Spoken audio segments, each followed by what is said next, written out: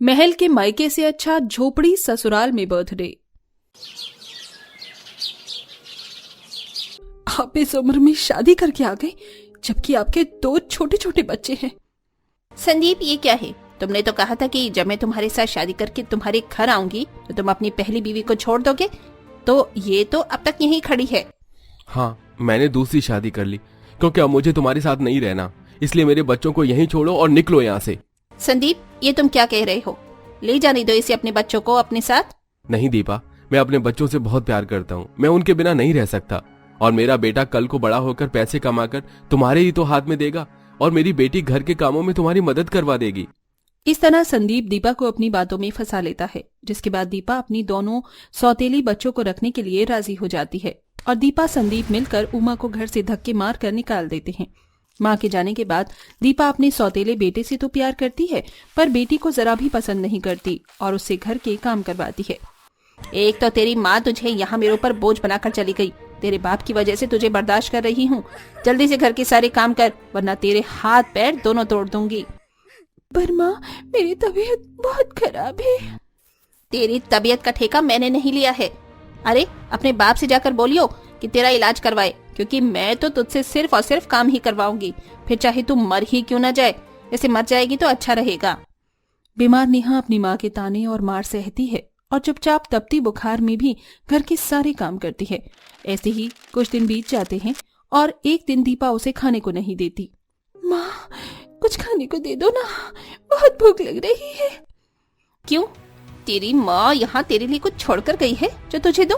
बस एक बार मेरी अपनी औलाद हो जाए, फिर देख कैसे तुझे तेरे बाप से कहकर घर से निकलवाती हूँ।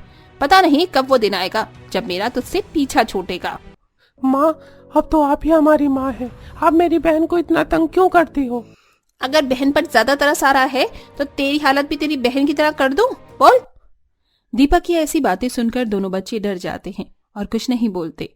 देखते ही देखते समय गुजरता है और बहुत जल्द दीपा की भी एक बेटी हो जाती है और वो अपनी बेटी को भी उसकी सौतेली बहन के खिलाफ भड़काती है। दूर हटो, अगर मेरे सामान को हाथ लगाए तो माँ से तुम्हारी शिकायत कर दूंगी। अब फिर तुम्हें माँ इतना मारेगी कि तुम 4 दिन तक बिस्तर पर पड़ी रहोगी। तुम मेरी बहन नहीं हो, खबरदार अगर मेरे कमरे में भी आई तो। मेरा इस दुनिया में कोई नहीं है। माँ, तुम कहाँ चली गई? क्यों मुझे इस महल जैसे घर में अकेला छोड़कर गई? कहने को तो ये महल जैसा घर है, पर हर समय ये मुझे काटने को दौड़ता है, जहाँ मैं बिल्कुल भी खुश नहीं हूँ तुम्हारे बिना। नेहा हर पल बस अपनी माँ को याद करती है, पर वो चाह कर भी अपनी माँ के पास नहीं जा पाती। समय यूं ही गुजरता है और देखते ही देखते नेहा 25 साल की हो जाती है। हमारी नेहा 25 साल की हो गई है। मैं सोच रहा हूँ उसकी शादी करवा दूं। अरे, ये तो आपने बहुत अच्छा फैसला लिया है। अब तो ओम भी काम करने लगा है और हमारे पास पैसों की क्या कमी है। हम इसी साल उसकी शादी कर देंगे और मेरी नजर में तो एक बहुत अच्छा लड़का भी है। आप बस मना मत करना। आखिर नेहा मेरी भी बेटी है, भले ही मैं उसकी सौतेली माँ हूँ, पर मैं उसका बुरा थोड़ी ना चाहूंगी। जानता हूँ दीपा, इसलिए नेहा की शादी की जिम्मेदारियां मैं तुम्हारे कंधे पर छोड़ रहा हूँ और सोच रहा हूँ कि बिजनेस की ट्रिप के लिए चला जाऊं। वहां मुझे पता नहीं कितना टाइम लग जाए, इसलिए मेरे पीछे सब कुछ तुम्हें ही संभालना होगा। आप फिक्र मत करो, मैं सब संभाल लूंगी। वैसे कल हमारी बेटी रीता का जन्मदिन है, क्या सोचा है आपने? सोचना क्या है, हमारी रीता 10 साल की हो गई है। जैसे हम हर साल उसका जन्मदिन मनाते हैं, वैसे ही कल भी उसके जन्मदिन पर पार्टी रखेंगे। नेहा और रीता का जन्मदिन एक ही दिन होता है, पर किसी को भी नेहा का जन्मदिन याद नहीं रहता और घर के सभी लोग बड़े ही धूमधाम से रीता का जन्मदिन मनाते हैं। वहीं नेहा किचन में गिलास में कोल्ड ड्रिंक करते हुए बहुत रोती है, क्योंकि घर में किसी को भी उस बेचारी बिन माँ की बेटी का बर्थडे याद ही नहीं होता। माँ, पता नहीं आप कहाँ पर हो।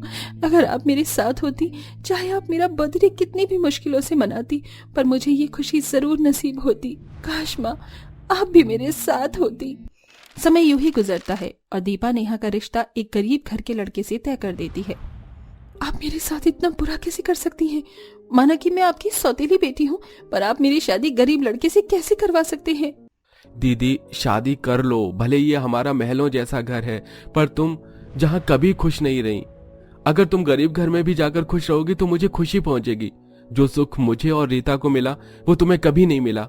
सही मौका मिला है, अपनी सौतेली माँ से पीछा छुड़ा लो।